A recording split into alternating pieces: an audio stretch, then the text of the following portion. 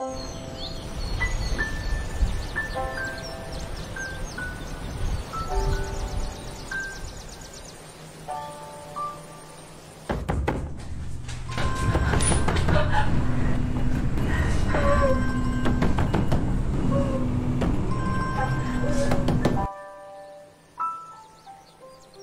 aku memilih untuk tidak lari, kerana aku memilih untuk mengurusnya, kini aku bebas menikmati kehidupan.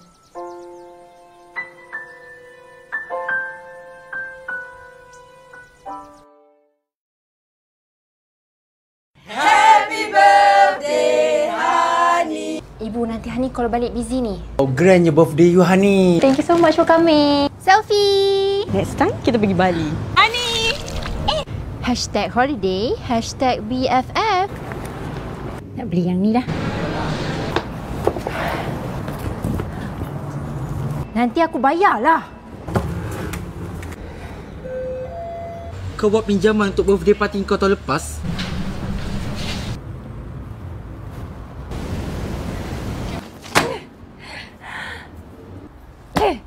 Tapi susah ni, semua tak boleh harap.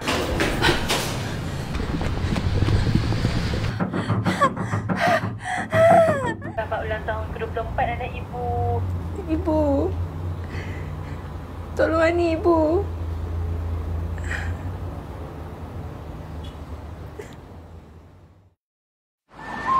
Surat khabar lama.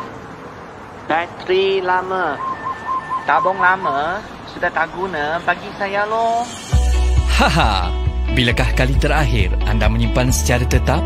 Syabas, sekiranya anda seorang penyimpan tetap. Menyimpanlah mengikut perancangan kewangan anda. Sila hubungi AKPK untuk nasihat kewangan percuma. AKPK untuk esok yang lebih baik.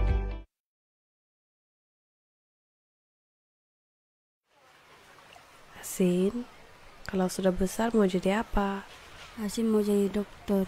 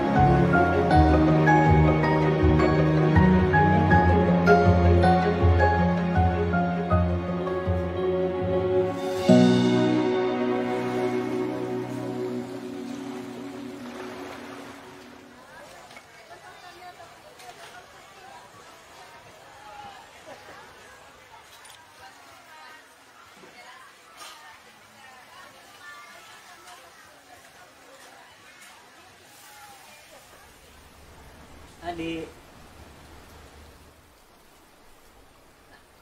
Buku baru, adik.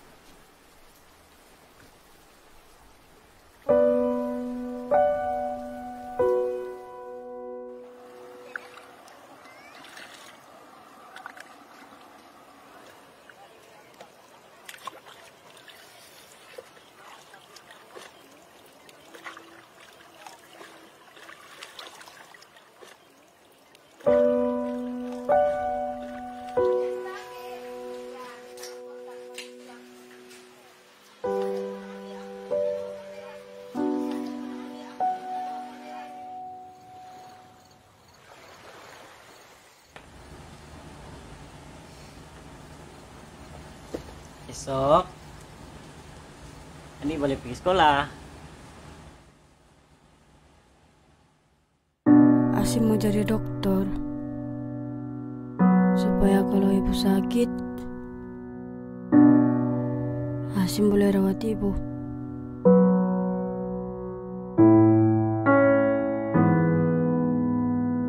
Ibu, Asin mungkin tak dapat tunaikan impian Asin. Tapi Asin tahu impian Asin hidup dalam perjalanan adik.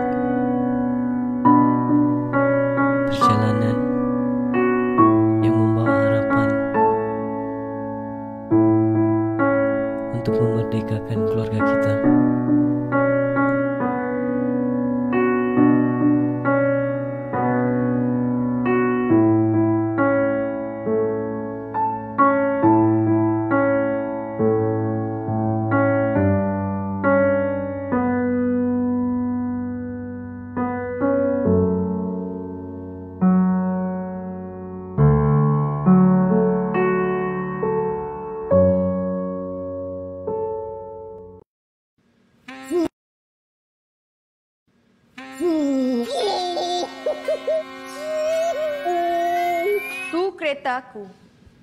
Kau ada? Kereta aku boleh cucuk USB. Kau ada? USB je. Hai! Kereta aku ada kursi urut. Kau ada?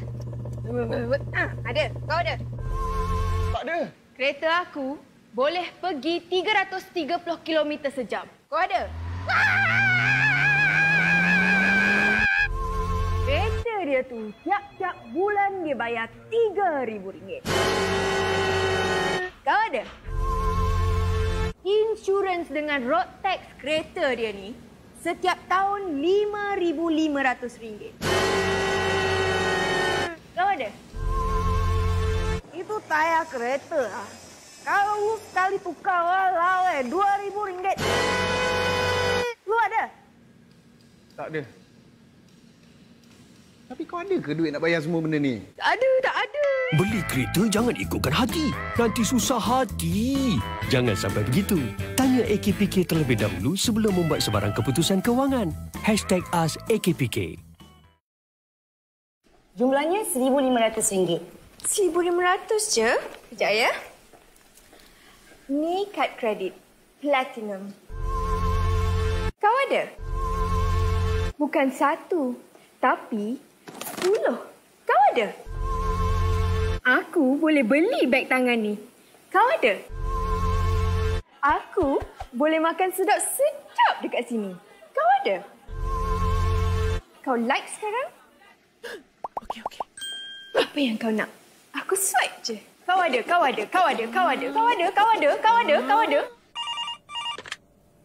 Cik Sheila ada? Anak teman popular. Ramai orang cari dia. Kau ada? Siapa telefon tu, Mak? Bank. Bank? Bank pun cari anak teman. Kau ada? Dia dapat banyak surat peguam. Kau ada? Sekarang ni aku stres. Kau ada? Tak ada. Drama ni hidup kau. Kad. Nanti hutang meningkat. Jangan sampai begitu. Tanya AKPK terlebih dahulu sebelum membuat sebarang keputusan kewangan.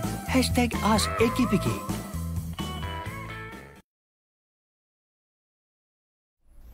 Betul ke ni rumah dia? Betul lah tu. Besar. Memang besar. Kau ada? Tak ada.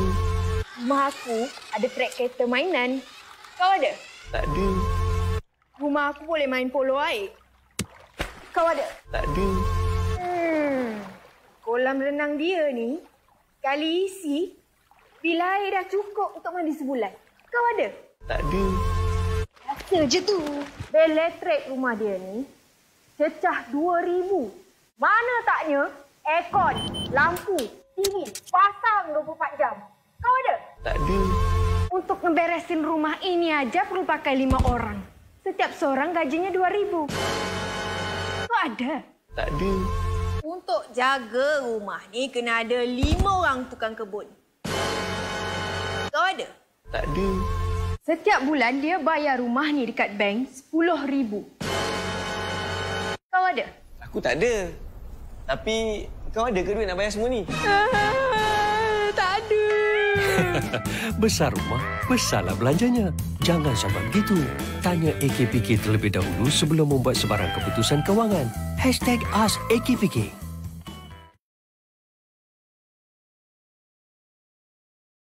Happy birthday, Hani. Ibu, nanti Hani kalau balik busy ni. Oh, grandnya birthday you, Hani. Thank you so much for coming. Selfie. Next time kita pergi Bali. Hani. #holiday, #BFF. Nak beli yang ni dah. Nanti aku bayarlah. Kau buat pinjaman untuk birthday party kau tahun lepas?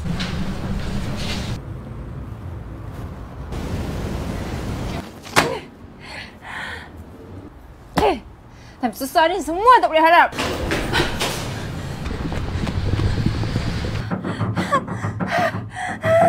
Selamat ulang tahun ke-24 anak ibu. Ibu. Tolong Ani, Ibu.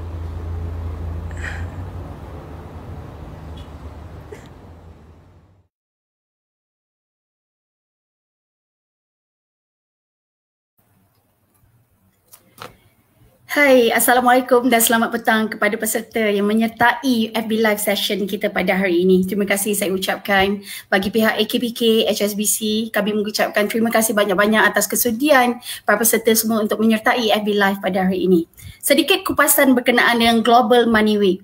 Global Money Week merupakan kempen dalam meningkatkan kesedaran global mengenai kesedaran kepentingan pengurusan kewangan, khususnya di kalangan belia muda untuk memperoleh pengetahuan, kemahiran, sikap dan tingkah laku yang diperlukan untuk membentuk atau membuat keputusan keuangan yang tepat bagi menjamin kedudukan serta ketahanan keuangan yang baik. Bagi Global Money Week 2021 pada tahun ini, ya, kali ini ianya membawa tema Take Care of Yourself and Take Care of Your Money. Tema ini memfokuskan tentang kepentingan membina daya ketahanan keuangan dan kekal sihat dalam konteks semasa, iaitu sihat mental dan sihat fizikal. AKPK pastinya akan menyajikan program, ya, wacana ilmu selama 2 hari bermula pada hari ini dan hari esok, yang mana kita akan mengupas topik-topik menarik seperti kesejahteraan mental, keusahawanan sosial dan kekal fit fizikal bersama penceramah serta coach-coach yang hebat dan berpengalaman luas. Pada hari ini, ya, kita akan membawakan satu topik yang dirasakan sangat penting dan menarik untuk dikongsi bersama, iaitu kesejahteraan mental #AkuLayak untuk bahagia. Okey, bersama kita pada hari ini iaitu kita datangkan khas Encik Johari Muhammad Salim. Ya, beliau merupakan eksekutif Perkama Persatuan Kaunseling Malaysia Antarabangsa dan beliau juga merupakan Presiden Persatuan Kaunseling dan Psikologi MARA. Beliau merupakan seorang kaunselor berdaftar, ya, dan pada hari ini beliau akan berkongsikan pengalaman serta pengetahuan beliau dalam bidang kaunseling dan psikologi. Banyak tips yang akan dikongsikan oleh beliau sebentar lagi. So jangan lepaskan peluang untuk bertanyakan soalan di ruangan komen, ya. InsyaAllah persoalan yang bakal ditanyakan bakal dirungkai oleh Encik Johari kita. Okay, so kita dah bersedia untuk bersama dengan Encik Johari. Ya, kita persilakan Encik Johari. Okay, terima kasih Encik Johari. Thank you. Alright, terima kasih Puan Mona. Assalamualaikum warahmatullahi wabarakatuh. Apa khabar semua? Kepada para penonton, terima kasih setia di ruangan channel AKPK pada petang ini. Pertama saya ucapkan terima kasih kepada AKPK atas kesempatan menjemput saya untuk berkongsi sepanjang Global Money Week pada minggu ini. Untuk bincang topik yang dekat dengan kita semua tentang isu kesejahteraan mental, kerana topik ini bukan sahaja sesuai untuk mahasiswa tetapi untuk sesiapa sahaja sebenarnya, insyaAllah. Jadi harapnya kita semua dapat manfaat daripada sesi petang ini, dan izinkan saya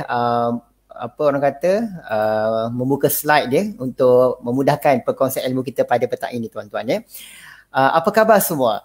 Saya doakan anda semua dalam keadaan yang ceria, bahagia, gembira. Kalau lihat di skrin itu ada pelbagai emosi. Ada yang sedang gembira, sedih, kecewa, grateful, jealous, annoyed dan sebagainya. Walau apapun perasaan anda, terima perasaan tersebut, hargaikan dia dan uruskan perasaan anda. Jangan biarkan anda dikuasai oleh emosi, tetapi kuasai emosi anda, ya tuan-tuan. Dan terlebih dahulu saya ucapkan terima kasih kepada rakan-rakan di ruangan chat, di ruangan FB Live ini, antaranya Abu Hurairah Awal, Azrin Azni, Nurul Yana Nursam dan saudara Zulkifli Hussein. Terima kasih. Mohon like banyak-banyak, share kita punya link pada petang ini. Tekan love, moga ramai yang mendapat manfaat dengan channel perkongsian ilmu kita pada petang ini. Dan saya ucapkan tahniah kepada anda kerana memilih channel ilmu petang ini, sebab pilihan kita hari ini menentukan kejayaan di masa akan datang. Jadi bila anda memilih channel ilmu, insya-Allah anda akan mendapat manfaat daripada ilmu tersebut dan untuk perkembangkan potensi diri anda. Terima kasih juga kepada Puan Mahyana, Puan Ni Asrawati yang turut bersama pada petang ini. Teruskan like channel kita dan share ramai-ramai agar lebih ramai dapat manfaat, insya-Allah, tuan-tuan, ya. Pandemik telah merapatkan kita walaupun kita jauh di mata, dekat di hati, ya tuan-tuan. Jadi pandemik ini telah menjadikan kita kreatif dalam media sosial. Kita kekal berhubung seperti sekarang, dan harapnya keadaan ini, pandemik ini akan dapat dileraikan dan moga Allah Ta'ala memberi kebaikan kepada kita semua, kesembuhan kepada yang sakit dan sebagainya. Kita doa agar semua frontliner kita diberi kesihatan dan kebaikan insya-Allah. Ini sedikit tentang saya tuan-tuan. Saya lampirkan sekolah dan universiti saya dahulu sebagai menghargai semua para pensyarah, guru-guru, ustaz-ustazah, teachers yang mendidik saya hingga ke saat ini. Dan saya pasti tuan dan puan yang menonton juga seorang yang menghargai guru, kerana dengan gurulah kita berada di sini, dan sudah tentu kita juga menghargai mak dan ayah kita yang banyak berkorban untuk kita siang dan malam bagi menjadikan kita orang yang hebat pada hari ini insya-Allah. Dan pengalaman kerja saya sejak dari lepas SPM saya telah mula bekerja guru fardu ain hinggalah sekarang berada di bahagian semua manusia, alhamdulillah. Jadi untuk perkhidmatan profesional saya telah berada dalam setting kaunseling selama 11 tahun, mengendalikan pelbagai sesi kaunseling untuk pelbagai latar belakang klien. Jadi tuan dan puan, kita berdoa pada Allah agar frontliner kita dilindungi, juga kita dapat dilindungi. Bagi mereka yang belum daftar untuk mengambil vaksin, pastikan anda pro vaksin, lindungi diri, lindungi semua, insya-Allah tuan dan puan ya. Sesungguhnya hidup kita ini adalah ujian. Hari ini kita diuji dengan pelbagai perkara. Saya percaya kita semua ada cerita masing-masing. Ada yang tersurat dan tersirat, ada yang mungkin sedang suka atau berduka. Walau apa pun yang sedang anda alami, stay strong. Teruskan tabah dan kuat dalam menghadapi kehidupan, kerana Tuhan menghadirkan ujian itu kerana kita mampu untuk hadapinya. Kerana Tuhan ingin kita menjadi seorang yang kuat. La yukallifullahu nafsan illa wus'aha. Pasti kita semua boleh hadapi ujian hidup yang kita sedang alami. Kerana apa? Kerana hidup itu begitu indah. Life is challenge. Hidup ini cabaran, kita hadapi cabaran tersebut. Hidup ini penuh dengan impian, kita realisasikan impian itu. Ada orang berimpian nak kaya, ada orang impian nak berjaya, ada orang berimpian nak rumah besar, ada orang berimpian nak kerjaya yang baik. Kita kejar impian kita. Life is game. Raikan. Seronoklah dengan kehidupan kita. Sebab hidup ini bukan sahaja tentang gembira dan suka, tetapi ada pahit, ada derita, ada kecewa. Itulah rencah kehidupan yang warna-warni kehidupan. Life is love. Enjoy it. Jadi harapnya semua penonton yang menonton petang ini, kita enjoy dengan kehidupan kita. Walaupun petang-petang hari ini, kita raikan program ilmu kita pada petang ini, kita enjoy momen pada petang ini. Jadi jangan lupa terus like and share channel kita petang ini tuan-tuan ya. Topik kita pada petang ini ialah tentang kesejahteraan mental ya. Dan perkara pokok yang saya nak tanya pada tuan-tuan, sihatkah saya? Mungkin rakan-rakan boleh komen di ruangan chat. Kalau 10 sangat sihat, 1 sakit, anda berada di skala yang mana? Cuba tulis sikit di ruangan FB live chat di bawah. Berapakah skala kesihatan anda? Kalau 10 tu sangat sihat, kalau 0 tu tak sihat, 1 tu sakit yang teruk, anda di skala yang keberapa? Dan agaknya bagaimanakah anda mendefinisikan sihat itu? Jadi kalau kita ditanya tentang sihat ke tak, kita mungkin akan terbayang kesihatan itu dari sudut fizikal sahaja kan. Tapi sebenarnya ia lebih daripada itu lagi tuan-tuan semua ya. Kita melihat apakah kata-kata daripada WHO ya. Kesihatan tu sebenarnya meliputi dari aspek mental, fizikal, juga sosial ya. Maksudnya kalau kita cerita tentang kesihatan, ia berkaitan dengan kita sihat mindanya, kita sihat fizikalnya, kita sihat sosialnya. Puan Mahyana kata dia 9.9, sangat sihat. Okey, alhamdulillah Puan Mahyana ya, menghargai kehidupan, sihat. Pastinya kalau kita berfikiran positif, kita akan ada emosi yang positif dan insya-Allah kita akan ada tingkah laku yang lebih positif ya. Positif sangat penting dalam kehidupan. Walaupun kita menghadapi pelbagai ujian, kita kekal bersangka baik pada Tuhan dan kekal positif dalam kehidupan kita tuan-tuan. Dan kalau tadi kita cerita tentang kesihatan secara menyeluruh, saya nak bertanya pada anda, adakah anda ada kesihatan mental yang baik? Am I mentally fit? Am I mentally healthy? Siapa boleh jawab ni dapat markah bonus ya. Jadi adakah kita sebenarnya ada minda yang sihat? Dan saya tertarik dengan satu definisi bagaimana yang dikatakan minda yang sihat itu ya. Minda yang sihat yang pertamanya, dia rasa okey dengan diri dia, feel good about themselves. Kita rasa selesa dengan diri kita, tubuh badan kita, perawakan kita, kita rasa okey dengan diri. Ada orang kadang-kadang dia self-blame, ada orang dia appreciate dengan diri. Jadi orang yang okey mindanya, dia hargai diri dia. Itu yang pertama ya. Sayangi diri sendiri. Hashtag aku layak untuk bahagia. Menarik tema kita. Hashtag aku layak untuk bahagia. Semua orang layak untuk bahagia tuan-tuan. Yang kedua ialah feel comfortable with others. Kita rasa selesa dengan orang. Taklah selesa dengan rakan sekampus, selesa dengan rakan setugas, selesa dengan jiran. Kita boleh selesa dengan orang lain. Dan yang ketiga, kita boleh cope dengan demand. Kita boleh menyesuaikan diri dengan perubahan semasa. Ya. Contohnya esok tiba-tiba bos minta hantar laporan, kita boleh hantar laporan. Kalau pesyarat bagi assignment, kita boleh siapkan.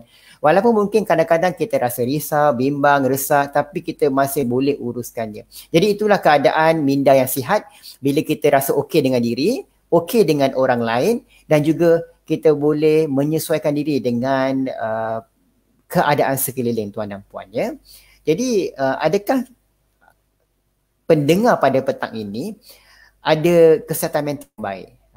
Saya harap semuanya dalam keadaan yang baik. Kalau tak baik, dapatkan bantuan. Carilah orang yang anda percaya untuk anda sharekan apa yang anda sedang alami ya. Kalau ada isu keuangan, jumpalah AKPK mendapatkan panduan tentang keuangan. Kalau isu tentang emosi, boleh berjumpa dengan kaunselor ataupun berjumpa dengan sekretari ataupun dengan orang yang anda percaya untuk berkongsi tuan-tuan. Pokok dalam kehidupan masalah manusia ni dia bermula dengan stres ya. Stres ni adalah orang kata punca kepada pelbagai penyakit dan gangguan dan sebagainya. Dan di Malaysia kita ada DAS, Depression and Anxiety Stress Scale, yang mana anda boleh buat di online ataupun anda boleh ke bilik kaunseling di kampus anda, di universiti ataupun di HR kaunseling di tempat anda. DAS ni antara cara untuk kita mengetahui adakah kita mempunyai simptom kesejahteraan, gangguan mental dan sebagainya. Dia menguji kita sama ada kita mengalami tekanan, kebimbangan ataupun kita mengalami kemurungan. Tapi kalau anda buat DAS, ia bukan satu diagnos, hanya sebagai satu panduan sahaja untuk anda mengetahui tahap kesejahteraan mental anda ya. Terima kasih Dijas Anggun kerana bersama kita pada petang ini. Jadi stres tu apa? Ramai bertanya. Stres tu very simple. Ia adalah tindak balas fizikal, mental, emosi kepada stresor. Macam mana kita bertindak balas dengan stresor, itulah jadinya stres. Stresor tu apa pula? Stresor tu adalah faktor stres. Anda boleh nampak tak kat skrin? Macam kecil pula ya. Jadi faktor stres ada banyak. Contohnya tarikh akhir menghantar tugasan. Kalau ni terutamanya kalau pelajar kampus, assignment lah. Kalau pekerja mungkin ada task yang majikan bagi pada kita, due date dah sampai, kita kena hantar assignment. Kadang-kadang kita rasa stres. Mungkin ada masalah perhubungan, sama ada dengan girlfriend ke boyfriend ke, dengan pasangan ke, dengan rakan sekerja. Masalah perhubungan boleh memberi tekanan pada kita. Mungkin juga masalah keuangan, duit tak cukup. Kalau ada pendengar mahasiswa yang dengar petang ini, mungkin dia nak mendaftar lagi bulan depan, duit mungkin tak berapa cukup. Anak-anak yang nak sekolah nanti, mungkin mak ayah pun kena sediakan duit dan sebagainya. Dan sekarang ini ada 700,000 orang yang tiada pekerjaan ya, yang dilaporkan akhbar betapa mencabarnya keadaan pandemik. Pandemik telah memberi impak yang besar kepada kita untuk semua lapisan masyarakat ya. Jadi kepada mereka yang diuji di luar sana dalam mencari rezeki, teruskan berusaha, insya-Allah. Moga-moga ada sinar selepas anda berusaha dengan tekun ya. Dan mungkin ada orang stres dengan masa depan, dia bimbang dengan masa depannya. Itu semua adalah punca yang boleh menyebabkan kita stres. Dapat ke tak dapat para pendengar sekalian? Kalau dapat tulis faham cikgu. Saya dulu pun cikgu juga ya. Baik. Faham cikgu Baik. Jadi apakah punca stres bagi anda? Boleh ke yang mendengar ni cubalah komen sikit dekat ruangan apakah punca stres bagi anda agak-agaknya. Ada Puan Akmal kata stres tak boleh pergi office. Betul ya. Kadang-kadang bila pelaksanaan PKP, terutamanya PKP yang ketat last year, bagi orang yang extrovert yang biasa berjumpa dengan orang, ia satu tekanan tak boleh jumpa orang sebenarnya. Bagi orang yang peniaga tak boleh berniaga, tekanan juga. Jadi memang kalau tak boleh pergi office, memang kita tak boleh buat banyak perkara ya. Tapi syukur kita ada platform online yang kita masih boleh berkomunikasi. Kita ada laptop yang boleh buat kerja di rumah ya. Okey, baik. Jadi terima kasih kepada respon. Ada banyak punca stres bagi anda. Dan saya tertarik nak share. Saya ada buat beberapa interview dengan temu bual dengan mahasiswa apa yang menyebabkan mereka stres berada di kampus ataupun sepanjang pengajian ya. Kita boleh kelaskan dalam keadaan beginilah. Maknanya kalau tahun pertama dan kedua tu biasanya pelajar akan stres dengan assignment, social life, couple issue, self identity. Dan bila dah tahun ketiga keempat tu, bila nak grad tu, dia akan stres dengan career path. Nak jadi apa lepas ni? Ada masa depan ke tak ada? Tak ada. Dan dia mungkin ada yang stres untuk berdikari ya. Puan Riana Roy, dia kata banyak kerja. Betul ya. Banyak kerja juga akan memberi kesan kepada emosi kita ya sebenarnya. And then kemudian ada juga yang mengalami money issue. Kalau masalah wang ni sebenarnya memang dialami oleh semua orang lah, termasuk mahasiswa ya. Kadang-kadang ada yang terpaksa mengikat perut dan sebagainya. Online class juga kadang-kadang bagi stres sebab tak faham sangat apa yang pensyarah ajar. Mungkin ada juga addiction. Yang mengalami ketagihan, kebergantungan kepada edit dengan gadget, dengan games. Bahaya ya, siapa yang suka main games lewat malam, sila pastikan anda ada waktu rehat yang cukup ya. Anda boleh main game tapi main dalam keadaan yang terkawal. Anda kena urus masa anda ya. Jangan jadi hamba kepada game tapi anda lah main game tu dengan baik ya. Ada mungkin ada pengaruh bau substance, alkohol, ada juga seksual sebab selalu tengok benda pornografi, ia boleh menyebabkan brain anda sebenarnya ya. Dan mungkin ada juga orang yang menghadapi masalah keluarga. Yang saya paparkan ni mungkin antara isu-isu yang pelajar kampus alami. Dan saya faham sebab saya dulu pun pernah jadi mahasiswa tuan-tuan ya. Puan Azira, ya terima kasih Puan Azira bersama kita, seorang yang hebat. Tak boleh belajar face to face dengan lecturer, betul ya Aida ya. Memang kalau tak boleh belajar dengan lecturer ni memang saya banyak bersama dengan pelajar sekolah rendah ataupun universiti, memang mereka kurang faham. Tetapi itulah cabaran kita pada hari ini dan teruskanlah berusaha. Teruskanlah berusaha, jangan patah semangat. Orang yang kuat ialah orang yang berjaya. Umpama berlian ya. Berlian tu cantik, berkilat sebab apa? Kerana mendapan di dasar laut. Jadi orang yang hebat memang akan diuji. Tuhan uji kita sebab kita akan menjadi seorang hebat selepas ujian tersebut. Ini tentang mahasiswa dan cabaran ekonomi. Macam saya nyatakan tadi ya. Saya faham ramai orang kadang-kadang terpaksa ikat perut. Ini kajian daripada Muslim Volunteer Malaysia ya. 44% mahasiswa kita makan nasi bujang. Betul. Dulu saya di kampus, saya ingat lagi waktu lunch kita akan beli nasi RM2. Nasi RM2 itu ada lauk, ada kentang, ayam dipotong kecil-kecil. Nah itulah lunch kami. Saya teringat lagi waktu bulan puasa saya pernah berbuka dengan mihun ya. Sebab mihun tu yang paling murah. Itulah orang kata pengalaman di kampus. Kesukaran dan kesusahan di kampus itulah mengajar kita erti kehidupan. Mengajar kita erti ketabahan. Semua orang yang berjaya kat dunia ini pernah susah. Kalau kita buat teori iceberg itu, kita nampak orang yang berjaya tu atasnya saja yang batu yang timbul. Tapi kita lupa iceberg tu yang bawah tu, kesusahan, kesukaran, kesulitan yang dialami itulah yang menyebabkan dia berjaya. Contoh baru-baru ni Johan All England di Jizya ya, All England badminton negara.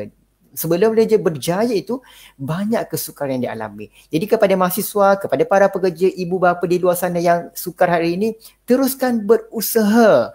Anda adalah hero kepada kehidupan anda.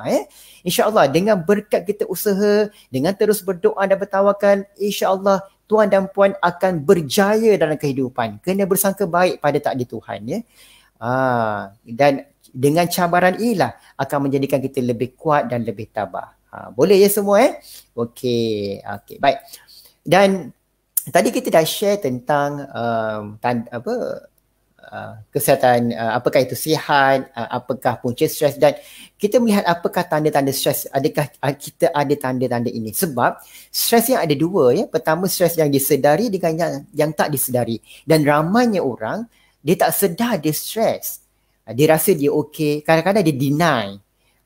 Kita kalau stres, kita kena uruskan stres tersebut agar kehidupan kita sejahtera.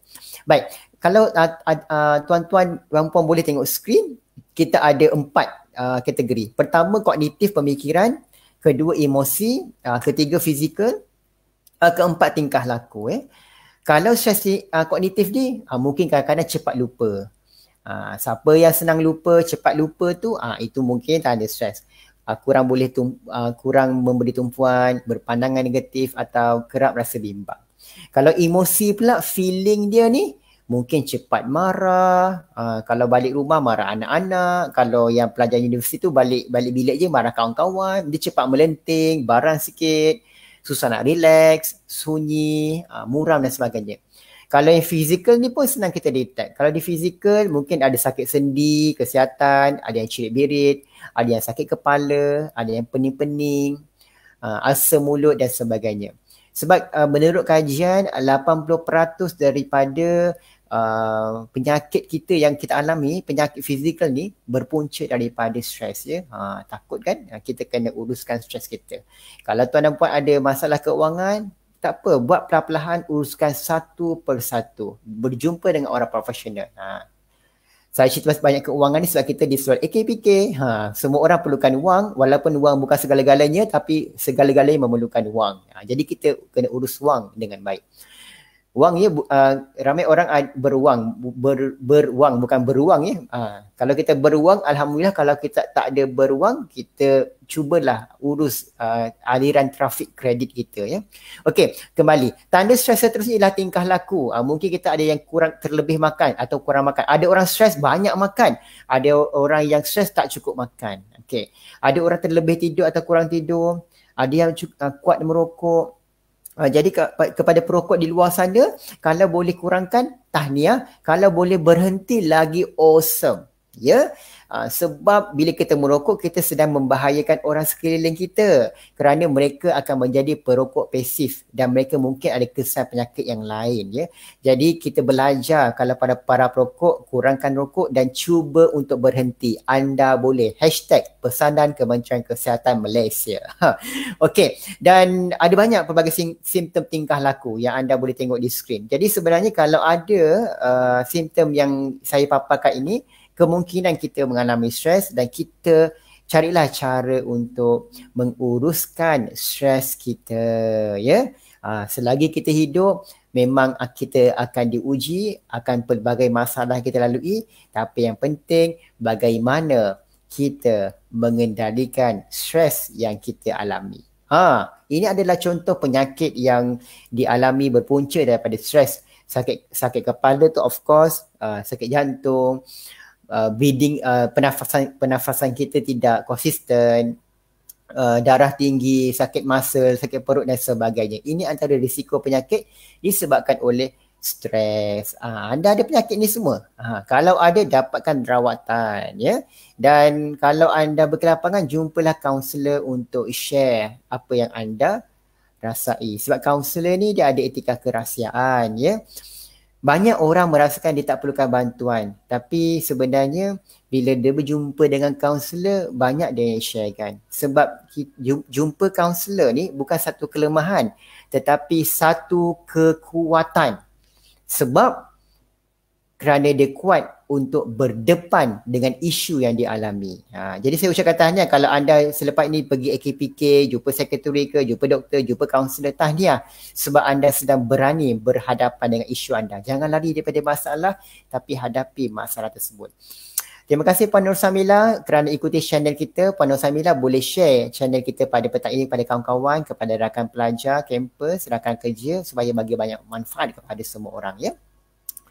Stres ni baik ke tidak? Jawapannya ialah ada yang baik, tak baik. Baik tu macam mana? Baik tu kalau dia boleh diuruskan. Tak baik kalau contohnya satu hari tak ada stres, contohnya datang kerja, bos ada kerja apa-apa tak? Tak ada kerja, kau duduk je. Stres tak? Bos, kita senang kerja, you tak payah kerja, you duduk rumah, quarantine. Duduk rumah termenung. Nampak? Kita pun worrying kan? Stres yang elok ialah kita kat tengah-tengah. Dekat tengah-tengah kita boleh uruskan stres itu ya. Dan kalau kita tengok graf yang saya share dengan anda semua, stress performance connection ni, kita akan perform bila kita berada di kemuncak, di tengah-tengah keluk itu. Maksudnya, walaupun stress tu datang, tetapi kita boleh uruskan dengan baik. Tuan-tuan, kita tidak boleh mengawal persekitaran, kita tidak boleh mengawal cabaran yang datang, tetapi apa yang kita boleh kawal ialah pemikiran dan perasaan kita. Reaksi fizik, pemikiran dan emosi tu penting untuk kita tangani cabaran yang datang. Contoh, petang ni hujan, kita plan nak berpiknik, tiba-tiba hujan dengan lebat. Adakah kita nak stres kerana hujan itu, ataupun kita boleh cari cara lain? Contohnya kita mungkin piknik di mall, piknik bawah bumbung ke, maknanya adjustment tu penting. That's why tadi orang yang okey ialah boleh cope with demand. Dia boleh bersedia dengan perubahan ya, tuan-tuan. Jadi uruskan. Dan sebenarnya kalau stres yang berterusan ia tidak bagus sebab dia boleh menjejaskan kesihatan mental kita semua ya.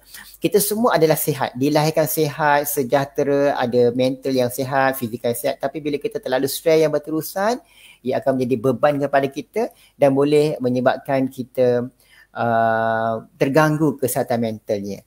Terima kasih kepada rakan-rakan di ruangan channel, banyak juga bertanya tentang prosedur AKPK dan AKPK terus maklumkan. Bagus juga, tengok, bagus AKPK sebab memberi reaksi pantas kepada anda. AKPK akan membantu anda kalau ada masalah kewangan dan sebagainya. Jadi kalau ada masalah emosi pula, jumpa dengan kaunselor untuk you share dengan apa yang you sedang alami. Ya, tuan-tuan. Dan sebenarnya penyakit mental ni, dia semakin kritikal kerana menjadi penyakit nombor 2 dunia. 1 daripada 4 orang terjejas mentalnya. Maknanya kalau kat sini ada 10 orang, 2 daripada 10 orang itu sedang mengalami gangguan mental. Kesihatan mental terganggu. Kalau gangguan mental ni bukan dia gila ya, tetapi kesihatan mental dia terganggu. Mungkin dia sedikit muram, resu, bimbang dan sebagainya tuan-tuan. Jadi tuan-tuan, kalau di Malaysia kita nampak 1/5 orang mengalami depression ya. 2/5 orang ada anxiety, 1 daripada 10 orang mengalami stres dan 1 daripada 6 orang mengalami bully, terutamanya body shaming ya. Dan saya nak menyeru kepada semua yang menggunakan media sosial, Facebook, Instagram, Tumblr, Twitter, apa-apa, WeChat ke semua, TikTok ke, kita berhenti daripada membandingkan diri kita dengan orang lain. Manusia ni unik. Semua manusia ada kekuatan dan keistimewaan masing-masing ya. Tidak perlu bandingkan diri anda dengan orang lain. Semua orang berhak untuk bahagia. Bahagia tidak bersyarat. Tak semestinya kalau bahagia kena ada rumah dan kereta besar. Tak semestinya bahagia kena ada anak-anak yang ramai. Tapi bahagia tu bila kita menerima apa yang berlaku dalam hidup kita dan kita move on dan teruskan dengan kehidupan ya. Perangkap pencuri kebahagiaan adalah terlalu bimbang pada masa hadapan ya. Terlalu bimbang pada masa hadapan akan mencuri kebahagiaan anda. Dan yang kedua ialah terlalu menyesal dengan kisah silam. Penyesalan kisah silam dan kebimbangan pada masa hadapan akan mencuri kebahagiaan anda. Jadi appreciate your life, enjoy your moment. Tuan-tuan ya. So kalau ada isu, marilah kita berkongsi. Sharing is caring tuan-tuan. Dan saya nak masuk part kedua ialah pengurusan emosi. Macam mana agaknya kita nak menguruskan emosi kita agar emosi kita kekal baik dan stabil tuan-tuan. Ni petang-petang nak balik dengan ceramah lagi. Tak mengapa ya, kita dengar channel ilmu ni bagus untuk kita. Pertama, pernah tak dalam satu hari kita merasakan kita macam mixed feeling, ada pelbagai emosi dalam diri. Kita rasa serba tak kena dan kita tak tahu kenapa kita macam ini ya. You macam tak okey kan. Saya dapat tips daripada Dr. Rozan Nizam. Dia kata kita ada teknik NASA, NASA. Ini bukan NASA naik ke bulan ya, bukan NASA Amerika, tapi akronim untuk kita mengenali emosi kita. Yang pertama, name it. Namakan emosi yang kita rasa. Contohnya kita rasa apa? Sekarang kita tak sedar hati, rupa-rupanya aku ni tengah cemburu. Cemburu. Kenapa cemburu? Cemburu dengan pasangan kita, contoh. Cemburu. Contoh, yang kedua ialah accept, terima emosi tersebut. Ya, aku cemburu. Cemburu ni salah satu emosi yang datang, dia boleh datang dan pergi. Dia akan singgah sebentar dalam kehidupanku. Yang ketiga ialah step away from emotion. Maksudnya kita ni bagi tahu diri bahawa perasaan ini adalah salah satu perasaan kita alami dan jangan biarkan perasaan negatif itu menguasai kita. Tetapi pastikan kita yang kontrol, kita yang menguasai emosi tersebut. Ini penting ya. Jangan biarkan diri anda dikuasai oleh emosi anda. Perasan tak kalau kita nak marah kan? Nak marah kita berhenti kejap. Contoh kalau nak marah kita berhenti kejap, bertenang, tarik nafas. Lepas. Sebab kalau kita tengah nak marah, kita bersuara, kita akan hilang kawalan ya. Bila rasa nak marah, tenang kejap. Pause, alihkan perhatian. Tarik nafas, lepas barulah kita bercakap. Barulah nampak kita lebih rasional ya. Dan yang keempat, ask yourself, tanya diri anda, apa yang anda nak dengan emosi itu? Kita ambil cemburu lah. Aku cemburu sekarang, so apa yang aku nak? Aku nak pukul dia ke, nak tumbuk dia ke, nak merajuk ke? Dan adakah berbaloi anda bertindak demikian? Jadi bila anda ada teknik ini akan membantu anda mengurus emosi. Dia kenal appreciate perasaan anda. Contohnya anda sedih sebab kehilangan kucing baru mati sebagai contoh. Anda sedih, hargai emosi itu. Tak perlu lari daripada perasaan, hadapi perasaan itu ya. Bila dah anda kenal emosi itu, terima emosi itu, kemudian kontrol emosi itu dan tanya diri anda, apa yang anda nak daripada emosi itu. Dan of course kita nak kehidupan yang sejahtera dan baik, sejahtera untuk diri dan sejahtera untuk orang lain. Itulah teknik NASA. Mungkin kawan-kawan boleh tuliskan dekat ruangan chat NASA, okey? Jadi anda boleh aplikasikan teknik ini, sangat mudah, dan anda boleh share dengan pasangan anda, dengan rakan-rakan sekelas, sekuliah ataupun dengan anak-anak anda, teknik NASA. Sebab semua orang akan mengalami mixed feeling, kekeliruan pada perasaan sendiri ya. Sebab kita daripada sekolah dulu kita belajar tentang pendidikan untuk mengayakan kognitif kita, pemikiran, exam oriented dan sebagainya. Tapi kita jarang-jarang belajar how to develop our feeling. Macam mana kita nak kembangkan emosi kita, macam mana kita nak mengendalikan emosi. Jadi kelas macam inilah kita nak kenal emosi kita ya. Terima kasih Puan Azira yang tulis akronim NASA. Puan Azira ni seorang yang rajin dan dedikasi bekerja ya. Jadi tuan-tuan dan puan-puan, kita pergi kepada yang kedua. Kita perlu membentuk pemikiran yang rasional dan positif dengan jauhi distortion, cognitive distortion ya. Sahabat saya Dr. Zul, beliau kepakaran CBT dalam arah ini, beliau mengajar saya tentang distorsi kognitif. Apa itu distortion? Ada 10 ya. Mungkin saya ada masih berkesempatan share di sini. Terima kasih Puan Aida Lista, seorang usahawan berjaya. Juga seorang kaunselor. Terima kasih Puan Aida. Pertama ialah distortion kita ialah mental filtering. Apa benda tu? Kita ni terlalu fokus dengan perkara negatif. Contoh, nak mula berniaga, dah fikir dah gagal, dah fikir dah muflis. Kita terlalu fokus kepada negatif tanpa melihat benda yang positif. Jadi kita kena didik diri kita untuk melihat benda yang positif dan bagi peneguhan kepada yang positif. Sebab semua orang, semua keadaan ada benda yang positif. Maknanya kalau dari segi agama ada hikmah. So kita kena fokus kepada yang positif ya.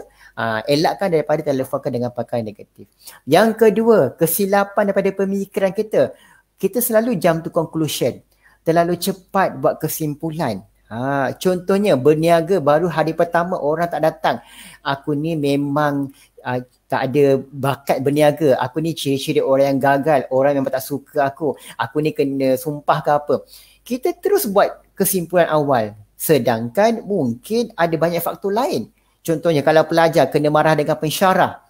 Kena marah dengan pensyarah, mesti lecturer tak suka aku. Padahal pesyarat tegur dia je. Kita cepat lompat kepada kesimpulan. Jadi kita kena belajar untuk cari explanation lain, bersangka baik dengan keadaan tersebut, ya. Yang ketiga, terima kasih Puan Syadira yang sama-sama menaip. Kita berkongsi, Puan Syadira adalah kaunselor cemerlang, jadi kita sama-sama berkongsi. Saya ni bukanlah yang terbaik, tapi kita berkongsi kerana apa? Sharing is caring. #aku layak untuk bahagia. Okey, baik. Kita pergi yang ketiga, ya. Yang ketiga ialah pemikiran kita yang silap ialah kita menganggap, kadang ada orang menganggap semua yang berlaku ni salah dia. Dia self-blaming. Kalaulah aku cepat-cepat bagi ubat dekat ayah, mesti ayah tak meninggal, contohnya. Kalaulah aku tak drive motor, mesti aku tak drive motor. Kalaulah aku tak bawa motor petang ni, mesti aku tak kemalangan. Mesti mak aku dan sebagainya. Dia menyalahkan diri sendiri. Kita kena elakkan personalization. Sebab sebenarnya tak semua benda berada dalam kawalan kita, ya. Dan meskipun tuan-tuan, meskipun kita bersalah dalam kehidupan, kita perlu memaafkan diri sendiri. Kalau contoh kita tersalah langkah, tersalah tingkah laku, terbuat silap, yang pertama sekali kita belajar untuk memaafkan diri sendiri, ya. Sila type kawan-kawan di ruangan chat, maafkan diri sendiri. Orang yang maafkan diri sendiri akan mudah untuk memaafkan orang lain. Dunia ni akan damai bila kita the power of memaafkan. Kita memaafkan is very powerful, ya. Maafkan diri dan orang lain. Itu sangat penting. Kalau kita jadi seorang ayah, seorang isteri, seorang ketua keluarga, seorang majikan pun, kalau kita berjaya minta maaf, anak, ayah minta maaf sebab ayah banyak buat silap, hari ni kita sama-sama buat kebaikan. Masya Allah. Saya banyak jumpa klien yang mana dia berdendam dengan mak dan ayah, dia hanya minta mak dan ayahnya minta maaf pada dia je. Tak salah orang yang di atas minta maaf pada orang di bawah. Kalau orang bawah minta maaf orang minta maaf lagilah bagus, kan. So kita minta maaf ni jangan tunggu hari raya je. Setiap hari kita boleh minta maaf, ya. So lepas ni kalau kita balik rumah, jumpa dengan keluarga kita, kawan-kawan kita, minta maaf silap kalau ada. Kalau tak ada, baguslah, Okey, baik. Yang keempat tuan-tuan, apakah kesilapan mental yang kita alami? Kita black and white thinking. Kalaulah saya tak dapat semua A, saya ni seorang yang tak berjaya. Saya ni ibu yang gagal sebab anak saya tak berjaya akademik. Tidak, hidup ni bukan white and black. Kadang-kadang ada perkara lain yang kita perlu raikan, ya. Terima kasih Puan Ida Haryani yang menulis di ruangan chat, maafkan diri sendiri. The Power of Love, Celine Dion. Nanti boleh mainkan lagu ni, AKPK. Aida Lista kata maafkan diri sendiri, sangat penting baru kita boleh move on. Betul ya Puan Aida, saya setuju. Dan Puan Nur Samila kata maafkan diri sendiri. Terima kasih Puan Nur atas respon rakan-rakan di ruangan chat ni, sangat informatif, ya. Bagus. Moga-moga bila kita kongsikan positive vibes, orang dapat positive vibes tu, dia akan kembali kepada kita. Tuan-tuan dan puan-puan, sebarkanlah kebaikan. Kerana bila kita sebarkan kebaikan, kebaikan itu akan datang kepada kita. What you give, you get back. Apa yang kita beri, kita akan dapat semula. So kalau kita beri kebaikan pada orang lain, beri sedekah, beri senyuman, beri budi yang baik, orang akan bagi kebaikan pada kita juga.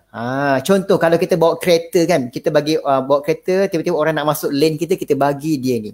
Of course orang itu tak balas jasa kita, tapi ada orang lain yang akan balas kebaikan kita. Teruskanlah memberi kebaikan. Saya buat kajian, ya, ada kajian dia nyatakan bahawa mereka yang selalu terlibat dengan aktiviti volunteerism, suka relawanan, suka tolong orang, dia boleh panjang umur. Ini kajian barat dia.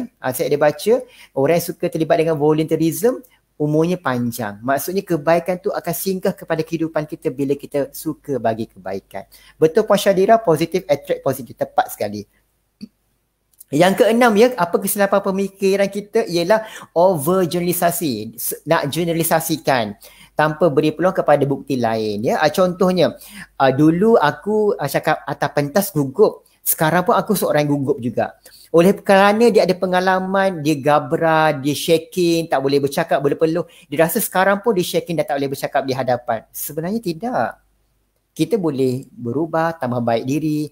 Kita jangan mengovergeneralisasikan semua benda.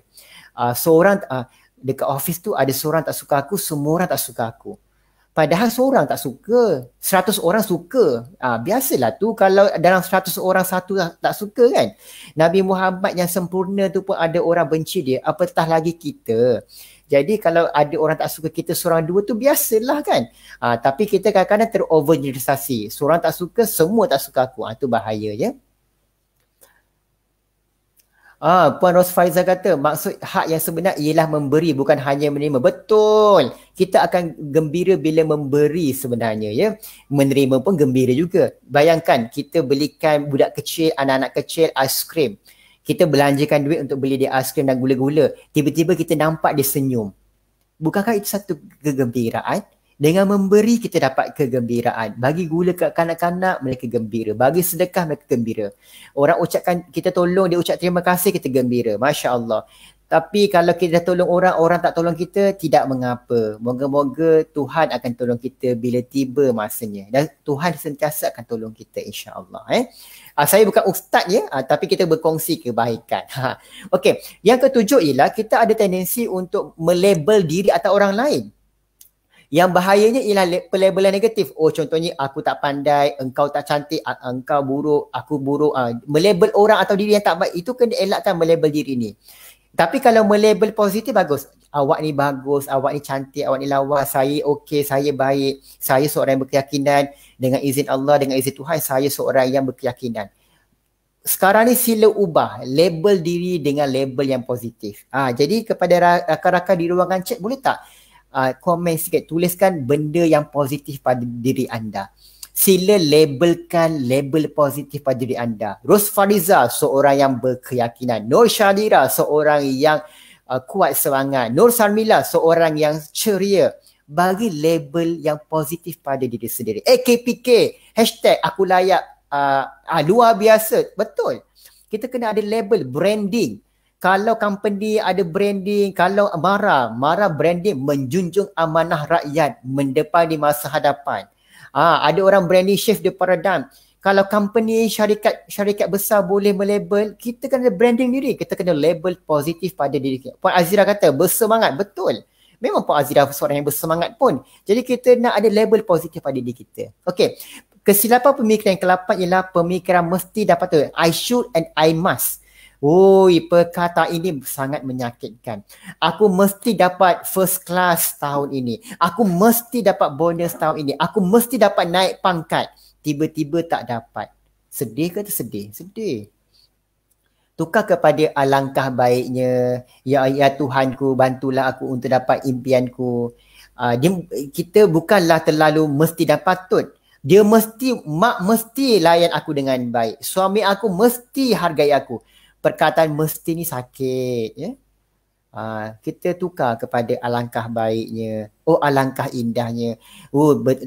Seronoknya kalau dapat begini-begini. Kita macam orang kata kita memohon yang kebaikan. Mesti dan patut, perkataan should and must ni memang kadang-kadang membuatkan kita akan sakit ya.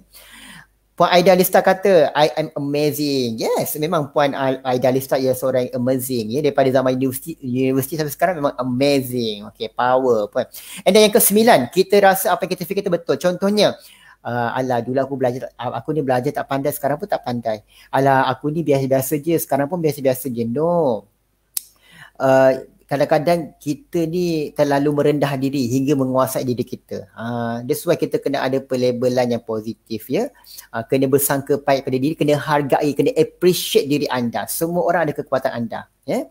Kenapa saya cerita pasal pemikiran? Sebab pemikiran kita ni, kalau pemikiran yang negatif akan menyebabkan emosi kita negatif. Contoh pemikiran, semua orang tak suka aku. Dia fikir begitu. Apa perasaan dia? Perasaan dia, tak seronok lagi kerja. Macam tak bestnya dapat perasaan. Apa tingkah laku dia? Tingkah lakunya malas kerja. Tapi cuba tukar. Dalam fikiran dia, aku seorang yang berkeyakinan. Apa perasaan dia? Perasaannya lebih yakin. Apa tindakan dia? Tindakan dia akan berani untuk memimpin contohnya. Jadi pemikiran sangat penting untuk kita didik dan asuh untuk berfikir dengan lebih positif. Ya. Dan yang terakhir tuan-tuan, ini biasa berlaku, saya besarkan magnification. Kita cenderung untuk besar-besarkan kejayaan orang lain hingga kita mengecilkan kekuatan diri kita. Biasa tak kita buat? Kalau tengok kat Facebook, Instagram, bestnya kehidupan dia ni. Sedangkan kehidupan kita pun best. Best dia ni banyak anak. Aku tak ada anak pun. Sedangkan kalau kita tak ada anak, kita boleh pergi shopping, tengok wayang dan sebagainya. Maksudnya ialah bahagia tidak bersyarat. Tolong tuliskan kawan-kawan, bahagia tidak bersyarat. Kita berhak untuk bahagia. Hashtag aku layak untuk bahagia. Cewah. Okey, seterusnya kita ada masa 10 minit lagi. Amal positif psikologi. Ini penting ya. Kajian daripada ini seorang tokoh barat ni, dia perkenalkan psikologi positif, namanya Martin Seligman ya. Martin Seligman, betul lah kat sini. Dia mencadangkan kita perlu ada kindness, ada gratitude, syukur. Saya tengok temu buat operah dengan The Rock. Apa nama The Rock ya? The Rock lah nama sebenarnya, saya lupa. The Rock ada seorang yang berjaya, berpengaruh, kaya, memang kaya sangat. Di akhir perbualan itu dia kata, Oprah tanya, apa yang you nak lagi? The Rock kata, saya nak jadi orang yang bersyukur, gratitude, dengan cara kepercayaan dan agama dia lah. Maksudnya di barat pun dah ada semangat gratitude, spiritual yang tinggi. Mereka bukannya lagi generasi yang tidak percaya Tuhan. Mereka ialah orang yang mencari semangat dalam ketuhanan, spirituality. Bagi yang orang Islam, kita ada semangat syukur dan sebagainya. Jadi kita nak flourish the positive vibes ya. Fazilah Nasir kata bahagia cara kita, betul. Puan Aida kata we deserve to be happy, betul. Kita deserve untuk bahagia ya. Bahagia dan membahagiakan. Promo Haya selalu cakap macam tu. Jadi kalau kita gambar rajah ini, boleh tak you all tengok gambar rajah yang I bagi ni? Apakah faedah syukur ni? Terima kasih Puan Akmal, Dwayne Johnson. Okay. Apakah benefit kesyukuran ini? Dia memberi kesan yang baik kepada emosi, hubungan sosial, kerjaya, kesihatan, personality dan mencambahkan kebahagiaan. Kesyukuran ni boleh dikatakan hidup kepada kebahagiaan. Dalam Islam kita ada kata la in syakartum la azidannakum. Siapa yang bersyukur Allah bagi nikmat. Kalau orang putih kata the power of gratitude. There are so much each of us has for which we can be grateful. We just need to be open to see it. Kita kena open, kita kena buka diri kita untuk melihat perkara yang kita ada dan nikmat yang diberikan pada kita. Okay. Jadi sekarang kita appreciate dengan kehidupan kita ya. Kita appreciate dengan apa yang kita ada. InsyaAllah kita akan jadi bahagia. Appreciate dan hargai dan syukuri. Boleh semua? Okay, baik. Dan kawan-kawan yang stay dalam FB Live ini mungkin boleh share dengan kita semua. Kita kongsikan vibes kesyukuran. Apakah perkara yang anda syukuri pada hari ini? Boleh tak tolong share? Apakah perkara yang anda paling gembira pada hari ini? Apakah perkara yang menyeronokkan anda hari ini? Apakah perkara yang very valuable pada anda pada pagi ini? Tolong sharekan. Kita kongsikan semangat kesyukuran. Moga-moga kita bagi inspirasi kepada orang lain. Puan Azira kata, ibu, ni mesti seorang yang penyayang pada ibu. Tahniah anak yang baik ya. Jadi bila kita selalu listkan kesyukuran setiap hari, kalau rajin tulis buat journal kesyukuran, ataupun bangun pagi balik kerja kita bermonolog dalam diri, apa benda yang anda syukuri hari ini. Puan Mona kata masih mampu melihat anak-anak membesar depan mata. Betul, ramai orang sekarang ni tak dapat balik rumah sebab berada di Borneo, weekend houseburn. Kita dapat tengok anak-anak kita besar, itu nikmat. Ada orang nak anak, tak ada anak, kita dapat anak. Puan Aida kata diberi kesihatan. Betul, ramai orang terlantar di hospital sekarang, tak dapat nikmat kesihatan. Kita sihat, kita syukur dengan kesihatan. Puan Akmal kata dapat bernafas dan hidup dengan sihat. Itu pun nikmat yang besar. Dengan kehidupan kita dapat menjalani, kita berkesempatan untuk buat kebaikan. Puan Aina kata berkesempatan luangkan masa menambah ilmu. Betul Puan Aina, sebab bila kita dah ada masa tambah ilmu, sebenarnya Tuhan sayangkan kita. Kita berpeluang untuk tingkatkan kualiti diri.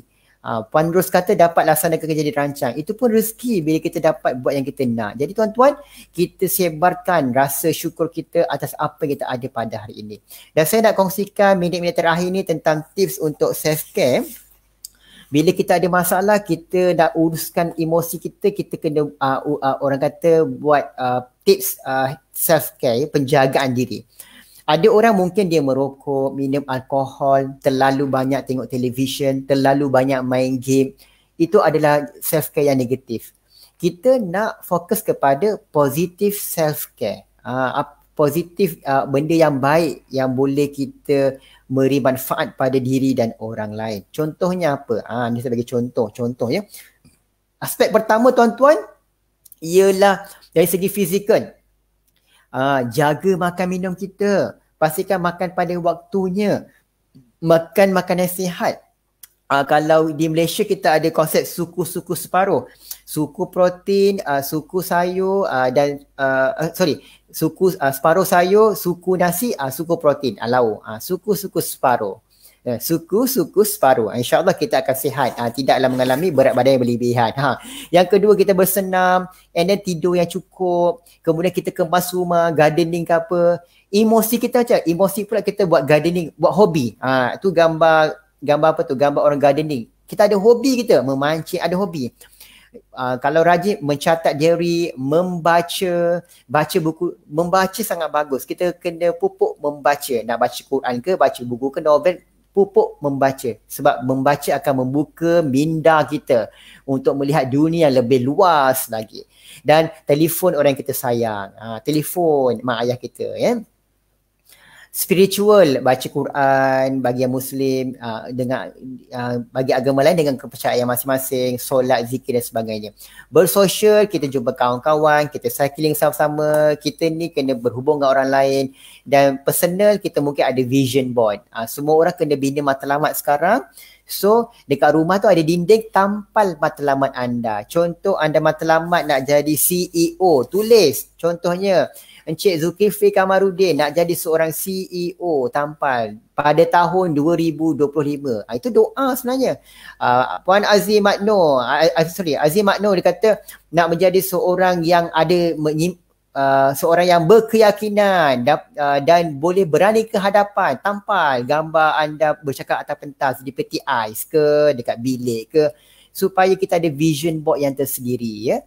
Dan kita perlu ada rutin yang sihat. Kita perlu ada perancangan keuangan. Perancangan keuangan pun antara self-care. Kita tulis balik macam mana keuangan kita dan kembangkan potensi diri kita. Memasak ke, potensi untuk menyanyi ke. Semua orang ada bakat yang tersendiri, tuan-tuan, ya. Okey. Saya punya slide terakhir, masa kecederaan.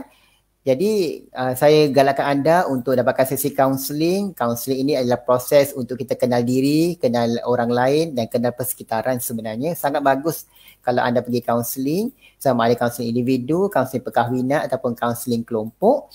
Dan berjumpalah dengan kaunselor berdaftar. Kita ramai kaunselor yang bertauliah. Kalau di MARA kita ada 150 kaunselor yang berdaftar dengan lembaga kaunselor. Kita ada akta, ya. Kalau di AKPK mereka ada perunding yang profesional untuk bantu anda, ya. Dan minta maaf, ya.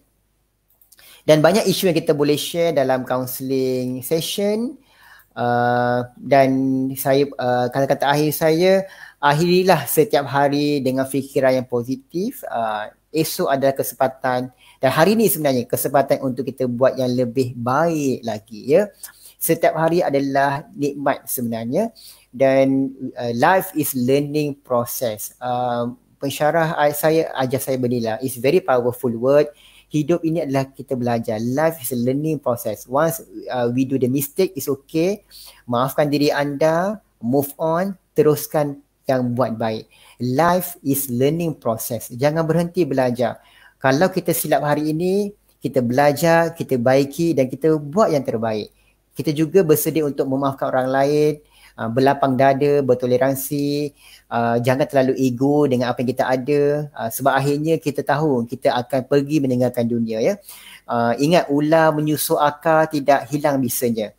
Orang yang tinggi pangkatnya, kalau dia menghormati orang lain, orang makin hormat padanya, ya. Jadi tuan dan puan-puan, jadilah kita orang yang berbudi. Moga-moga dengan budi itu akan memberi kebaikan kepada kita.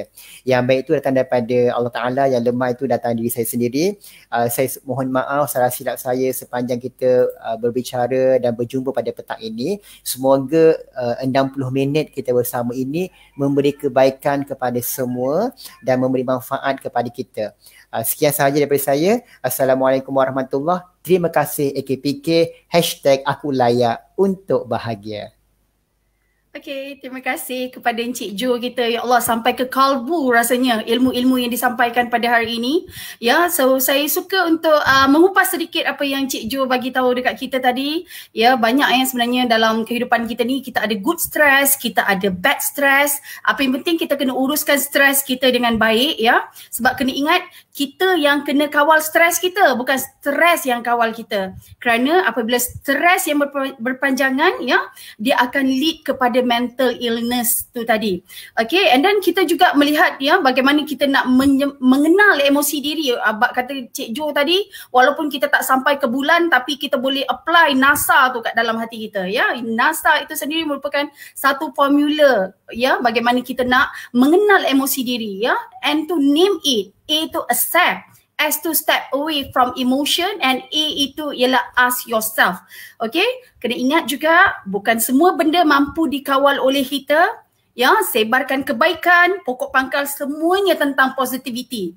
Okay, positif attract positif. Ingat, bahagia itu datang tanpa syarat. Itu maknanya kena dengan kita punya tajuk pada hari ini, kesejahteraan mental, #Aku layak untuk bahagia. Semua orang layak untuk bahagia. Okay. And then power of gratitude. Belajar untuk menerima takdir dan bersedia untuk menghadapi takdir yang akan datang. Sentiasa bersyukur dengan apa yang ada. Sesungguhnya kebaikan itu memang satu benda yang kita rasakan kita cari, yang sebarkan kebaikan, ya. So untuk hari ini kita akhiri siaran kita tepat sebentar lagi, and then jangan lupa besok kita masih ada hari kedua, ya, untuk kita bercakap bersempena dengan Global Money Week 2021. Esok kita akan ke udara sekali lagi, ya, bersama dengan kita punya session yang seterusnya berkaitan dengan social enterprise pada pukul 4 sehingga pukul 5 petang besok, and then kemudian pukul 5.30 jom kita berfit. Okay, fit physical bersama dengan Coach Ken besok, dan social enterprise bersama dengan My Harapan. Okay, so sekian saja daripada kami di AKPK. Kami mengucapkan ribuan terima kasih kepada Encik Johari, ya, selaku penceramah kita pada hari ini, dan semua mereka yang menonton kita di FB Live pada hari ini. Semoga ilmu yang disampaikan pada hari ini dapat dimanfaatkan, insya-Allah. Thank you everyone. Stay safe, stay safe. Thank you. Assalamualaikum, dan AKPK luar biasa. Thank you. Assalamualaikum.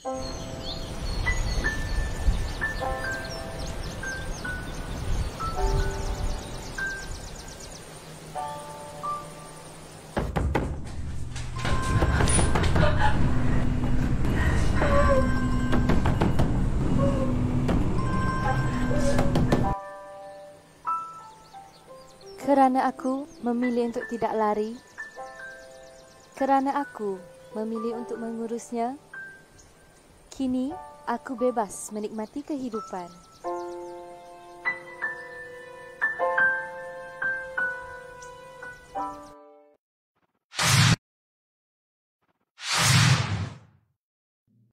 Adakah anda terkesan dengan kehilangan punca pendapatan? Anda terbeban dengan bebanan hutang? Mencari saluran untuk menjana pendapatan? Anda ingin menceburi bidang perniagaan dan bantuan modal? Adakah anda ingin meningkatkan kemahiran? Adakah anda buntu dan tertekan? Sertai program Demi Esok, ayo bangkit. Langkah 1. Dapatkan maklumat berkenaan peluang untuk menjana pendapatan. Klik pautan disediakan bagi mengetahui peluang yang ditawarkan oleh setiap agensi. Langkah 2. Bantu kami mengisi maklumat untuk membantu anda. Langkah 3. Anda akan disalurkan kepada agensi-agensi yang berkaitan. Tindakan anda diperlukan demi esok yang lebih baik.